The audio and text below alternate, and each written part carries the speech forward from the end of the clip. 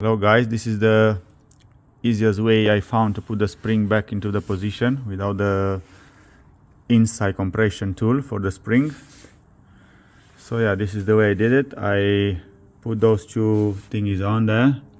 There are some holes into the frame. And to get the spring in place, I use a long pry bar. I use it against this and here.